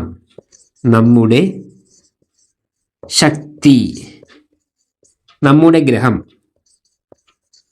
നമ്മുടെ ഗ്രഹം. ഇതും എളുപ്പത്തിൽ പഠിച്ചു വയ്ക്കേണ്ടി പറ്റും. നമ്മുടെ ശക്തി നമ്മുടെ ഗ്രഹം 2025 പ്രമേയം. ലോക ഭൗമദിനം ഏപ്രിൽ 22 2025 പ്രമേയം നമ്മുടെ ശക്തി നമ്മുടെ ഗ്രഹം. ഇനി അടുത്തത് ലോക വനദിനത്തിനെ പറ്റി നോക്കാം. ലോക വനദിനം. ലോക വനദിനം എന്ന് പറയുമ്പോൾ അത് മാർച്ച് 21. മാർച്ച് 21 വനദിനം. വനദിനം. ഇത് വനദിനം എന്ന് പറയുമ്പോൾ തന്നെ ഇത് പ്രമേയം പറയുന്നതിന് മുമ്പ് മറ്റൊരു കോഡ് ഞാൻ പറഞ്ഞുതരാം. കഴിഞ്ഞ വീഡിയോയിൽ കൂടി ഞാൻ പറഞ്ഞ കാര്യമാണ്. നിങ്ങൾ PSC പഠിച്ചു തുടങ്ങുന്ന ഒരാളാണെന്നുണ്ടെങ്കിൽ ഈ ഒരു കോഡ് നിങ്ങൾക്ക് ഉപകാരം ഉണ്ടായിരിക്കും. മാർച്ച് 21 വനദിനം. വനത്തിൻ്റെ ദിനം. മാർച്ച് 22 ജലദിനം. മാർച്ച് 23 കാലാവസ്ഥാ ദിനം. മാർച്ച് 24 ക്ഷയരോഗ നിവാരണ ദിനം. ക്ഷയരോഗം അതുമായി ബന്ധപ്പെട്ട ദിനം. ഈ 3-4 കാര്യങ്ങളുണ്ട്, പഠിച്ചു വെച്ചോളാം. മാർച്ച് 21 വനദിനം, മാർച്ച് 22 ജലദിനം, മാർച്ച് 23 കാലാവസ്ഥാ ദിനം, മാർച്ച് 24 ക്ഷയരോഗ നിവാരണ ദിനം. ഇവിടെ നമ്മൾ ശ്രദ്ധിച്ച് പഠിക്കേണ്ട കാര്യം എന്ന് പറയുമ്പോൾ ഇതിൻ്റെ എല്ലാം കൂടെ വെച്ച് നമ്മൾ നോക്കുമ്പോൾ ഒരു കോഡ് കിട്ടും. വന ജല കാല ക്ഷയം. PSC പഠിച്ചു തുടങ്ങുന്ന ആരെങ്കിലും ഒരാൾ കാണുന്നുണ്ടാവും. അവർക്ക് വേണ്ടിയിട്ടാണ് ഈ ഒരു കോഡ് ഞാൻ പറഞ്ഞു തരുന്നത്. പിന്നെ മുമ്പ് PSC പഠിച്ച ആൾക്കാർക്ക് അറിയാമല്ലോ. ഓക്കെ, നിങ്ങൾക്ക് അറിയാം, എനിക്കറിയാം, നിങ്ങൾക്കറിയാം. എങ്കിലും പുതിയതായിട്ട് പഠിച്ചു തുടങ്ങുന്ന ഒരാൾക്ക് വേണ്ടിയിട്ടാണ് ഈ കോഡ്. വനജല കാലക്ഷയം. ഇതാണ് നമ്മുടെ കോഡ്. വനജല കാലക്ഷയം. മാർച്ച് 21, 22, 23, 24 ഈ 4 കാര്യങ്ങളുണ്ട്. നോക്കിക്കോളാം, മറന്നു പോകരുത്. എളുപ്പത്തിൽ കിട്ടുന്ന കോഡാണ്. മാർച്ച് 21 വനദിനം, മാർച്ച് 22 ജലദിനം, മാർച്ച് 23 കാലാവസ്ഥാ ദിനം, മാർച്ച് 24 എന്താണ്? ക്ഷയരോഗ നിവാരണം അതുമായി ബന്ധപ്പെട്ട ദിനം. അപ്പോൾ നമ്മൾ പറയുന്ന കാര്യം പ്രമേയം. അതിനാണ് ഇത്രയിലോട്ട് പോയത്. അതായത് ഈ കണക്റ്റീവ് ഫാക്റ്റ് പറഞ്ഞു തുടങ്ങി കഴിഞ്ഞാൽ പിന്നെ അങ്ങ് പോവും. അതാണ് സത്യാവസ്ഥ. നമ്മൾ അപ്പോൾ നമുക്ക് ടോപ്പിക്കിലോട്ട് തിരിച്ചു വരാം. അപ്പോൾ മാർച്ച് 21 എന്ന് പറയുമ്പോൾ എന്താണ്? വനദിനം, ലോക വനദിനം. 2025 പ്രമേയം നോക്കാം. 2025 പ്രമേയം വനങ്ങളും ഭക്ഷണവും. വനങ്ങളും ഭക്ഷണവും.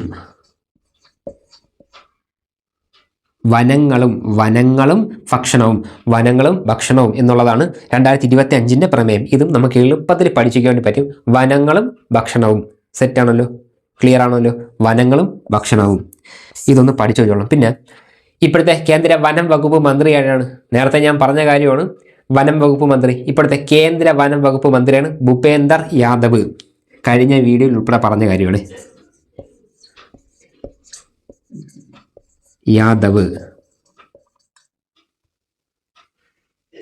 ഭൂപേന്ദർ യാദവ് ഇപ്പോഴത്തെ കേന്ദ്ര വനം വകുപ്പ് മന്ത്രി. സെറ്റാണല്ലോ? പിന്നെ ഇതുമായി ബന്ധപ്പെട്ട് ഒരു കാര്യം ഞാൻ പറഞ്ഞുതരാം. നിങ്ങൾ കാർബൺ സിങ്ക് എന്ന് കേട്ടിട്ടുണ്ടോ? കാർബൺ സിങ്ക് ഇതെന്ന് പറയുമ്പം അന്തരീക്ഷത്തിലെ കാർബൺ ഡൈ ഓക്സൈഡിനെ ആഗിരണം ചെയ്യുകയും ദീർഘകാലത്തേക്ക് സംഭരിച്ചു വയ്ക്കുകയും ചെയ്യുന്ന നാച്ചുറൽ ഓർ ആർട്ടിഫിഷ്യൽ ആയിട്ടുള്ള സംവിധാനമാണ് കാർബൺ സിങ്ക്. അതായത് അന്തരീക്ഷത്തിലെ കാർബൺ ഡൈ ഓക്സൈഡ് CO2 അന്തരീക്ഷത്തിലെ കാർബൺ ഡൈ ഓക്സൈഡിനെ ആഗിരണം ചെയ്യുകയും ദീർഘകാലത്തേക്ക് സംഭരിച്ച് വയ്ക്കുകയും ചെയ്യുന്ന നാച്ചുറൽ ഓർ ആർട്ടിഫിഷ്യൽ ആയിട്ടുള്ള സംവിധാനത്തെയാണ് കാർബൺ സിങ്ക് എന്നുള്ളത് കൊണ്ട് ഉദ്ദേശിക്കുന്നത്. വനമുണ്ടല്ലോ, വനം കാർബൺ സിങ്കിന് ഉദാഹരണമാണ്. കാർബൺ സിങ്കിനെ പറ്റി ചെറിയൊരു കാര്യം മാത്രമേ ഞാനിപ്പോൾ ഈ വീഡിയോയിൽ ഉൾപ്പെടുത്തിയിട്ടുള്ളൂ. ഡിഗ്രി ലെവല് പരീക്ഷയ്ക്ക് നിങ്ങൾ എഴുതാൻ വേണ്ടി പോകുന്നുണ്ടെങ്കിൽ കാർബൺ സിങ്കിനെ പറ്റി നല്ലപോലെ പഠിച്ചിട്ടേ പരീക്ഷയ്ക്ക് പോകാവൂ. ഉറപ്പായിട്ടും ചോദിക്കാൻ നല്ല ഒരു സാധ്യതയുള്ള ഒരു കാര്യമാണ് കാർബൺ സിങ്ക്. പഠിച്ചിട്ടേ പോകാവൂ. കാർബൺ സിങ്ക് എന്ന് പറയുമ്പം അന്തരീക്ഷത്തിലെ കാർബൺ ഡൈ ഓക്സൈഡ് CO2 അന്തരീക്ഷത്തിലെ കാർബൺ ഡൈ ഓക്സൈഡിനെ ആഗിരണം ചെയ്യുകയും ദീർഘകാലത്തേക്ക് സംഭരിച്ചു വെക്കുകയും ചെയ്യുന്ന നാച്ചുറൽ ഓർ ആർട്ടിഫിഷ്യൽ ആയിട്ടുള്ള സംവിധാനമാണ് കാർബൺ സിങ്ക്. കാർബൺ സിങ്കിന് ഉദാഹരണമാണ് വനം എന്ന് പറയുന്നത് കാർബൺ സിങ്കിന് ഉദാഹരണമാണ്. പിന്നെ ഒരു കാര്യം കൂടെ വനദിനമായിട്ട് ബന്ധപ്പെട്ട് പഠിച്ചു വയ്ക്കണം. ലോക വനദിനം ആയിട്ട് ആചരിച്ചു തുടങ്ങിയത് എന്നാണ്? അതെന്ന് പറയുമ്പം 2013 2013 തൊട്ടാണ് ലോക വനദിനം ആചരിച്ച് തുടങ്ങിയത്. നേരത്തെ യോഗയുടെ കാര്യം പറഞ്ഞു, ഓർമ്മയുണ്ടോ? ഇവിടെ ഉണ്ടല്ലോ, അതാ ഇവിടെ 2015 മുതലാണ് ലോക യോഗാ ദിനം ആയിട്ട് ആചരിച്ച് തുടങ്ങിയത് എന്ന് ഞാൻ പറഞ്ഞു. അതുപോലെ തന്നെ 2013 മുതലാണ് മാർച്ച് 21 വനദിനമായിട്ട് ആചരിച്ച് തുടങ്ങിയത്. ഇനി അടുത്തത് ലോക വന്യജീവി ദിനത്തിനെ പറ്റി നോക്കാം. ലോക വന്യജീവി ദിനം മാർച്ച് 3 ലോക വന്യജീവി ദിനം. ലോക വന്യജീവി ദിനം 2025 പ്രമേയം എന്ന് പറയുമ്പം 2025 വന്യജീവി സംരക്ഷണ ധനകാര്യം. വന്യജീവി സംരക്ഷണ ധനകാര്യം ജനങ്ങളിലും ഗ്രഹത്തിലും നിക്ഷേപിക്കുക.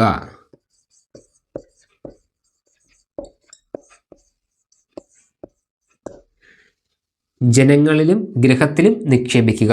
2025 ലോക വന്യജീവി ദിനത്തിന്റെ പ്രമേയം വന്യജീവി സംരക്ഷണ ധനകാര്യം ജനങ്ങളിലും ഗ്രഹത്തിലും നിക്ഷേപിക്കുക.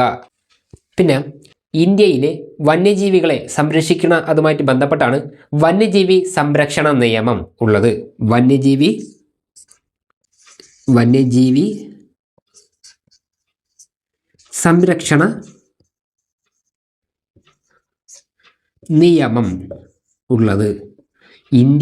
നമ്മുടെ ഇന്ത്യ രാജ്യത്ത് ഇന്ത്യയിലെ വന്യജീവികളെ സംരക്ഷിക്കുന്നതുമായിട്ട് ബന്ധപ്പെട്ടാണ് വന്യജീവി സംരക്ഷണ നിയമം ഉണ്ട്. ഇതിൻ്റെ വർഷം 1972. ഇത് PYQ ആണ്, പ്രീവിയസ് ഇയർ ക്വസ്റ്റ്യൻ ആണ്. 1972 വന്യജീവി സംരക്ഷണ നിയമം ഇന്ത്യയിൽ വന്നത്. ഇന്ത്യയിലെ വന്യജീവികളുടെ സംരക്ഷണം അതുമായി ബന്ധപ്പെട്ടാണ് വന്യജീവി സംരക്ഷണ നിയമം ഇന്ത്യയിൽ ഉള്ളത്. അതിൻ്റെ വർഷം 1972. വന്യജീവിക്ക് ബന്ധപ്പെട്ട കാര്യം പറഞ്ഞു. ഇനി അടുത്തത് ലോക ക്യാൻസർ ദിനം.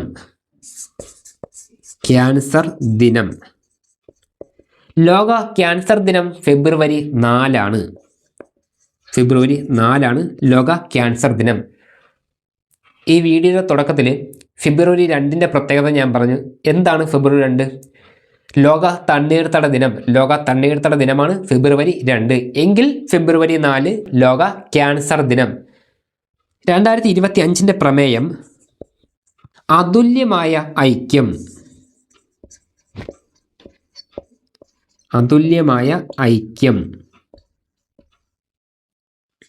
അതുല്യമായ ഐക്യം എന്നുള്ളതാണ് 2025 പ്രമേയം. ലോക ക്യാൻസർ ദിനം ഫെബ്രുവരി 4. 2025 പ്രമേയം അതുല്യമായ ഐക്യം. പിന്നെ ക്യാൻസറുമായിട്ട് ബന്ധപ്പെട്ട് സ്ഥിരമായിട്ട് PSC പരീക്ഷയ്ക്ക് ചോദിക്കുന്ന കുറച്ച് കാര്യങ്ങൾ പറഞ്ഞുതരാം. അതായത് ക്യാൻസറിനെ കുറിച്ചുള്ള പഠനമാണ് ഓങ്കോളജി.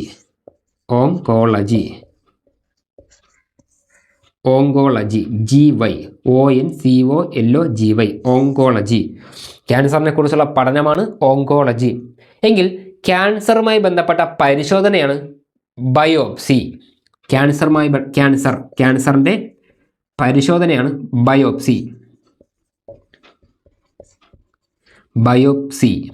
ബയോപ്സി.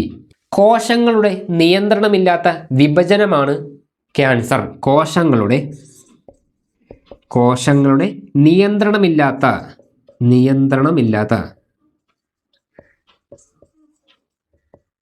വിഭജനം, ഇതാണ് ക്യാൻസർ. കോശങ്ങളുടെ നിയന്ത്രണമില്ലാത്ത വിഭജനമാണ് ക്യാൻസർ. ഇത് ഒന്ന് പഠിച്ചു വെച്ചോളണം. ചിലപ്പോൾ ചോദിച്ചാലായി. കോശങ്ങളുടെ നിയന്ത്രണമില്ലാത്ത വിഭജനമാണ് ക്യാൻസർ. അപ്പോൾ നമ്മളിവിടെ പറഞ്ഞ കാര്യങ്ങൾ എന്ന് പറയുമ്പോൾ മാർച്ച് 3 ലോക വന്യജീവി ദിനം. വന്യജീവി ദിനമാണ് മാർച്ച് 3. 2025 പ്രമേയം വന്യജീവി സംരക്ഷണ ധനകാര്യം ജനങ്ങളിലും ഗ്രഹത്തിലും നിക്ഷേപിക്കുക. അതാണ് 2025 പ്രമേയം. 72 വന്യജീവി സംരക്ഷണ നിയമം ഒന്ന് സ്പെഷ്യലായിട്ട് പഠിച്ചു വെച്ചോളണം. പ്രധാനമായിട്ടും ഫോറസ്റ്റുമായി ബന്ധപ്പെട്ട പരീക്ഷകൾ നിങ്ങൾ എഴുതുന്നുണ്ടെങ്കിൽ ഉറപ്പായിട്ട് ഇത് പഠിച്ചോളണം. 72 വന്യജീവി സംരക്ഷണ നിയമം ഉള്ളത്. പിന്നെ ക്യാൻസർ ദിനം ഫെബ്രുവരി 4 ലോക ക്യാൻസർ ദിനം ഫെബ്രുവരി 4. 2025 പ്രമേയം അതുല്യമായ ഐക്യം. പിന്നെ ഓങ്കോളജി. എന്താണ് ഓങ്കോളജി? ക്യാൻസറിനെ കുറിച്ചുള്ള പഠനം, സ്റ്റഡി ഓഫ് ക്യാൻസർ ആണ് ഓങ്കോളജി. ക്യാൻസറുമായിട്ട് ബന്ധപ്പെട്ട പരിശോധനയാണ് ബയോപ്സി എന്ന് പറയുമ്പോൾ അത് ക്യാൻസറുമായി ബന്ധപ്പെട്ട പരിശോധനയാണ് ബയോപ്സി. കോശങ്ങളുടെ നിയന്ത്രണമില്ലാത്ത വിഭജനമാണ് ക്യാൻസർ. ഇനി അടുത്തത് ലോക വനിതാ ദിനത്തിനെ പറ്റി നോക്കാം.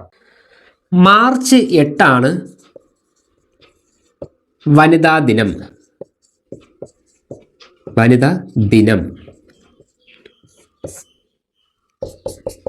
മാർച്ച് 8. 2025 പ്രമേയം എന്ന് പറയുമ്പോൾ എല്ലാ സ്ത്രീകൾക്കും പെൺകുട്ടികൾക്കും വേണ്ടി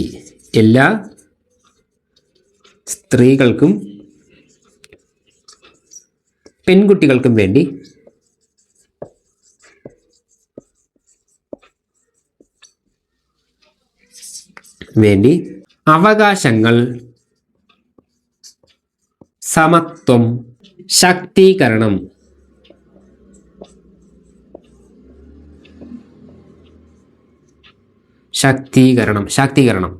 എല്ലാ സ്ത്രീകൾക്കും പെൺകുട്ടികൾക്കും വേണ്ടി അവകാശങ്ങൾ, സമത്വം, ശാക്തീകരണം. ഇതാണ് 2025 പ്രമേയം. 2025 പ്രമേയം ഇതാണ്.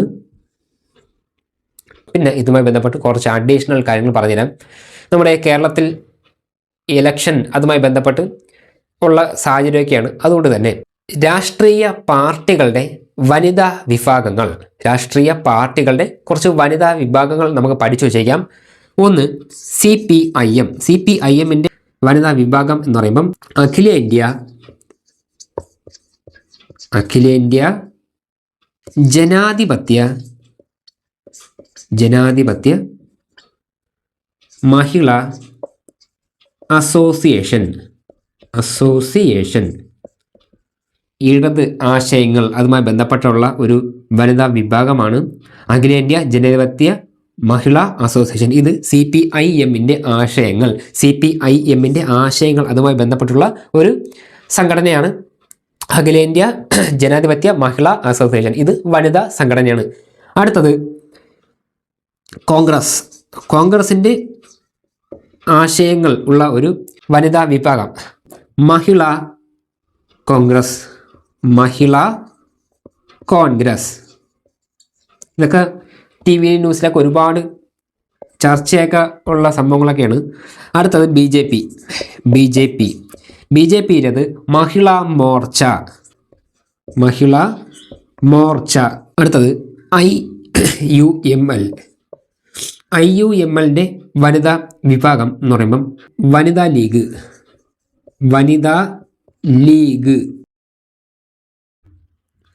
ഇവിടെ 4 രാഷ്ട്രീയ പാർട്ടികളുടെ വനിതാ വിഭാഗങ്ങൾ ഞാൻ കൊടുത്തിട്ടുണ്ട്.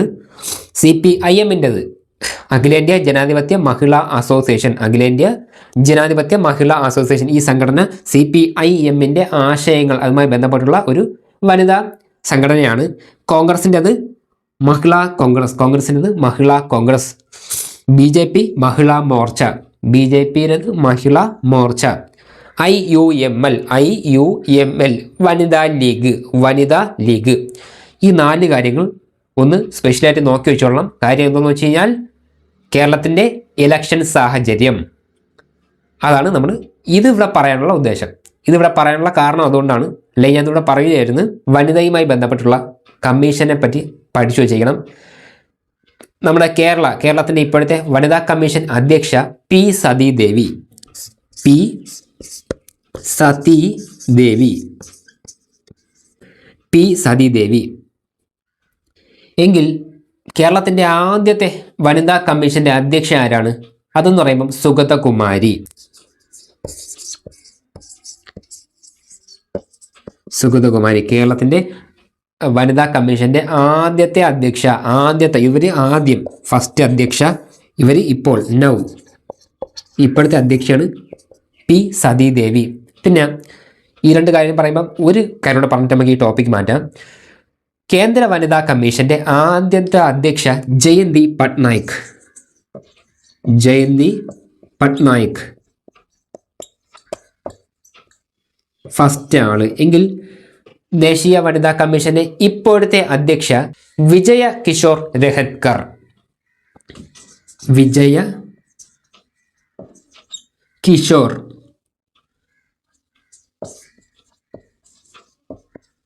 രഹത്കർ.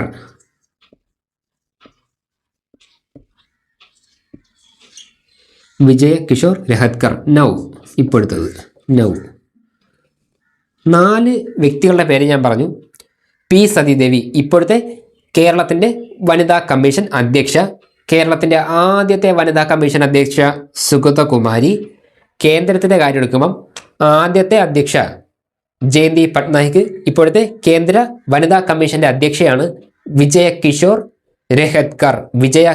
രഹത്കർ. ഇവര് 9ാമത്തെ ആളാണ്. 9ാമത്തെ അധ്യക്ഷ. ഇത് പഠിച്ചോളേ. 9ാമത്തെ അധ്യക്ഷ എന്നുള്ള കാര്യം സ്പെഷ്യലായിട്ട് പഠിച്ചു വെച്ചോളണം. എല്ലാവരും വിജയ് കിഷോർ രഹത്കർ എന്നുള്ള ആ പേര് മാത്രം പഠിച്ചോളും. പക്ഷേ 9ാമത്തെ ആളാണെന്നുള്ളത് ചിലപ്പോൾ പഠിക്കണമെന്നില്ല, അത് വിട്ടുപോകാനുള്ള സാധ്യതയുണ്ട്. അതുകൊണ്ട് 9ാമത്തെ ആളാണ് ഇപ്പോഴത്തെ വിജയ കിഷോർ രഹത്കർ എന്നുള്ള കാര്യം സ്പെഷ്യലായിട്ട് ചുവപ്പ് മഷി പേന കൊണ്ട് അടയാളപ്പെടുത്തി വെച്ച് പഠിച്ചോളണം. ഇവിടെ മാർച്ച് 8 ബന്ധപ്പെട്ടാണ് ഇത്രയും കാര്യങ്ങൾ പറഞ്ഞത്. മാർച്ച് 8 വനിതാ ദിനം 2025 പ്രമേയം എല്ലാ സ്ത്രീകൾക്കും പെൺകുട്ടികൾക്കും വേണ്ടി അവകാശങ്ങൾ സമത്വം ശാക്തീകരണം എന്നുള്ളതാണ് 2025 പ്രമേയം. ഇത് പറഞ്ഞ സമയത്ത് പറഞ്ഞു 4 രാഷ്ട്രീയ പാർട്ടികളുടെ വനിതാ വിഭാഗങ്ങൾ ഏതൊക്കെയാണ്? CPIM-ൻ്റെത് അഖിലേന്ത്യാ ജനാധിപത്യ മഹിളാ അസോസിയേഷൻ, കോൺഗ്രസിൻ്റെത് മഹിളാ കോൺഗ്രസ്, BJP-യുടെ മഹിളാ മോർച്ച, IUML-ൻ്റെത് വനിതാ ലീഗ്. പിന്നെ പറഞ്ഞു കേരളത്തിൻ്റെ വനിതാ കമ്മീഷന്റെ ആദ്യത്തെ അധ്യക്ഷ സുഗതകുമാരി, ഇപ്പോഴത്തെ അധ്യക്ഷ പി സതീദേവി. കേന്ദ്രത്തിൻ്റെ വനിതാ കമ്മീഷൻ എടുക്കുമ്പം ആദ്യത്തെ അധ്യക്ഷ ജയന്തി പട്നായിക്, ഇപ്പോഴത്തത് വിജയ് കിഷോർ രഹത്കർ. 9ാമത്തെ അധ്യക്ഷയാണ് വിജയ് കിഷോർ രഹത്കർ.